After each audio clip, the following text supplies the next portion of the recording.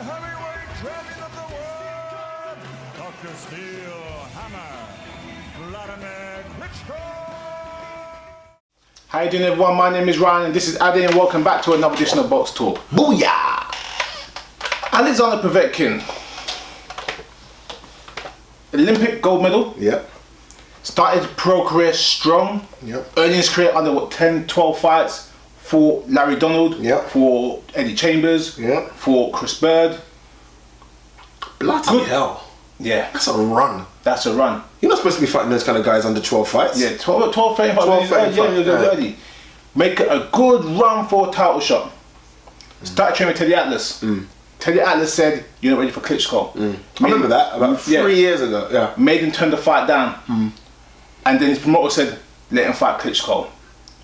Let's be fair, for a guy who's an Olympic gold medalist and with the guys he was fighting, he should have made a more competitive match than what it was. Yeah.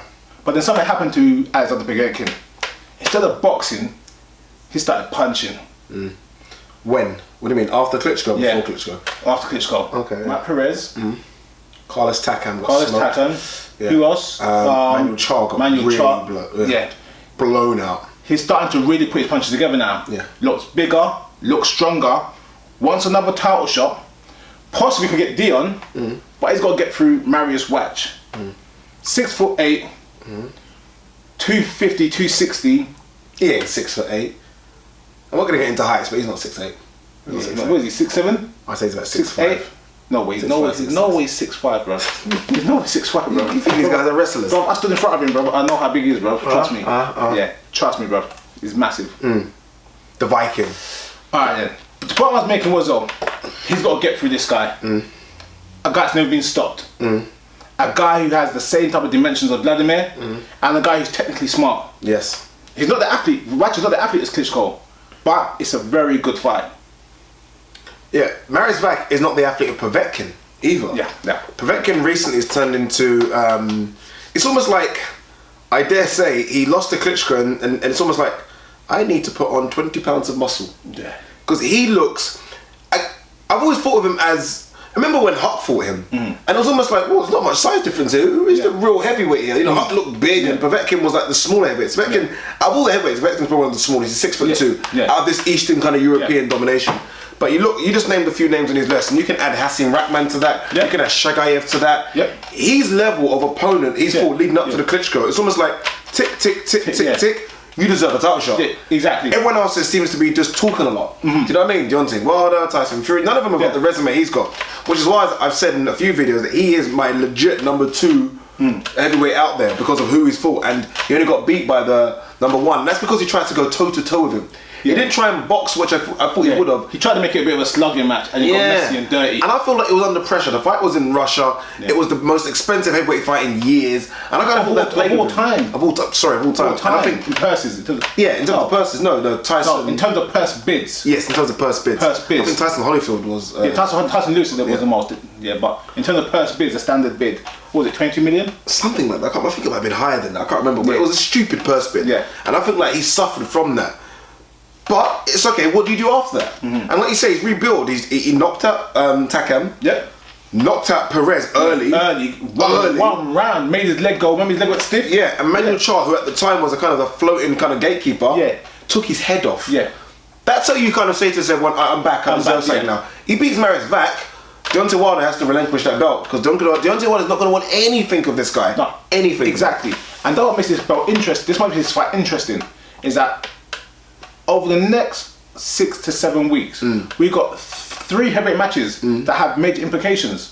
We've got obviously Klitschko Fury. Yeah. You also got Luis Ortiz versus Brian Jennings, who just fought Klitschko. You can mix those 6 up in any way you really want to mix it and get good fights. 100%. Again, if Mariusz Wach was to beat Povetkin, would he get the mandatory shot at the WBC for Dion? And if he did, would Dion fight him? There's options in there, which makes it interesting. I'm really looking forward to find out how these 6 fights play out down the line. I think Mariusz Wach has to do a lot more than the rest of them. Oh yeah, definitely. I think he's since the Klitschko fight, we know he's got contractual problems. We spoke about that in one of the, I think this week in boxing video. We know he's got the issue. So he's out of all of those 6 fights, he's the one that's been inactive. He hasn't really done much, and he's kind of, I I wouldn't say he's on a last chance hurrah, but he's almost this guy that, remember there was this kind of Eastern European domination. Yeah.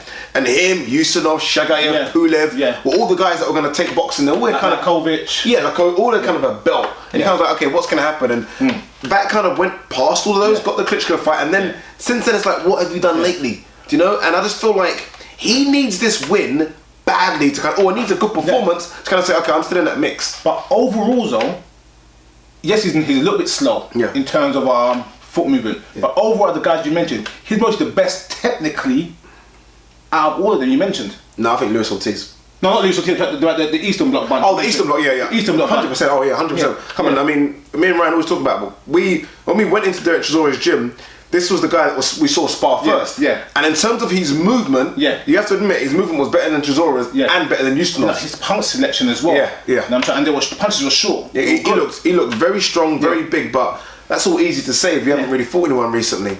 I just feel like Povetkin's on this run right now. And look, some people have said the run could be illegal. Yeah. In terms of that, where that punch powers come from. Yeah. And that's extra size as well. The extra size, the muscles, the traps, the bite, everything, you know what I mean? Because normally when you add that kind of weight, I mean, I go gym, you get slower. Yeah. You know what I mean? You don't get faster. He's got faster, he's got stronger. And look, I'm not kind of labeling anyone anything because he's passed every single test, but question marks have got to be asked. Mariusz Wach, I don't think this guy could be stopped.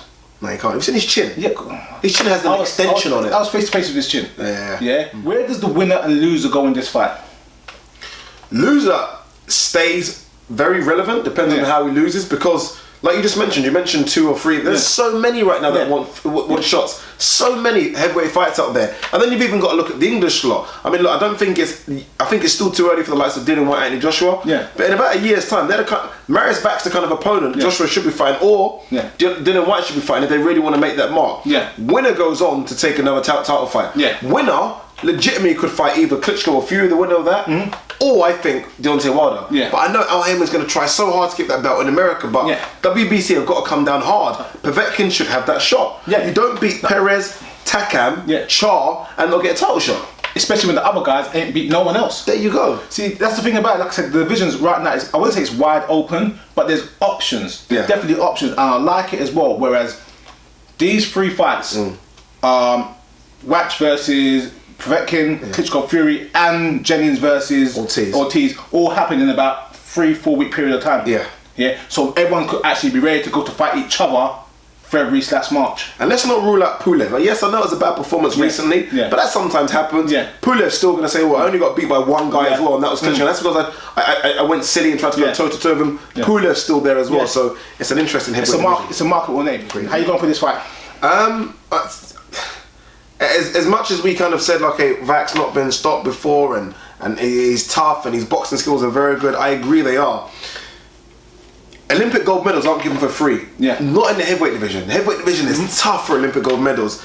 For Povetkin to win one tells me he can box if he wants to box. Oh yeah. And that's what he used to do coming up. Larry Donald, he boxed. Yeah. You know what I mean? All these people. Larry Donald's a good boxer. Chris Bird, who again is about the same size as Povetkin at the time, 6'2", kind of the same weight. He had to box with him. So this guy can box. We've seen recently he can knock you out as well. So he can box and he can knock you out. And he's only been beaten by Klitschko. That's because it was a slugfest. Yeah. I think he just has he's on that trajectory right now, which is only going one way. Yeah. And I think the only person that can beat him right now is Vladimir Klitschko. Yeah. And that's a fight, again, hopefully it might happen in the future. I don't think it will. So for me, I can only see one result here, and that's Povetkin. I don't think he'll stop Wach, but I think he'll win comfortably-ish with a few minor problems and 116, 110, something like that. Alright. I'm going to go for a Povetkin win, but I'm going for a close points decision. I think Mariusz Wach is very tough. I think technically he's smart. He knows how to fight big as well. And I think if he fights big against Povetkin, he's going to drag the rounds out. My major concern for Wach is that he hasn't been very active over the past few years. I know he had a comeback fight a few months ago, but besides that, he didn't fight after Vladimir for a while. He was basically traveling around the world sparring. Every time someone went to fight Tyson Fury or fight Klitschko, he was the main sparring guy. So we know he's been staying in shape, but he hasn't actually been having professional fights, and for me that's a concern. I mean, being a sparring partner for 2 years, 2.5 years, you might get that sparring partner mentality. I don't want him to have that. But I think it's a very, very well matched fight, and I think it's a good fight for Povetkin as well, because if he does win, he's fighting a guy that's the same size as the guys that got the 2 belts. The only thing in Wack's favour here as well is that we talked about Povetkin's wins. They've come against small heavyweights. Takam, I'll say small in terms of Perez is 5'11", and Takam about the same height. Takam's not big at all. I mean, they're stocky. They're not big, so it'll be interesting to see how he takes on a giant. They're normal size heavyweight. The modern heavyweights we were talking about, the 6'5", 6'6", 6'7", they're not in that league. Exactly. So it'll be interesting to see how he takes on a giant. But regardless, I'm going to Povetkin win. You're going to Povetkin win. All right, guys. What do you think? Povetkin versus Wach. This is probably the heavyweight fight of all the heavyweight fights. Kind of gone under the radar a little bit, but it's a serious fight between two guys in the top 10. One number 2. I think Wach's around 10, 11. He's around that kind of place. So who wins and where do they go? Does Povetkin finally get Deontay Wilder, or is Deontay Wilder going to go running as he's been doing recently, or more likely does he get the winner of Brian Jenner's Luis Ortiz, which I see more likely. Ortiz Povetkin. That's a good fight. All right, guys, what do you think? Who wins this fight? Povetkin, Mariusz Wach? Let us know your thoughts, opinions, Instagram, tweet, subscribe. Thanks for watching another edition of Boxtalk. Cheers.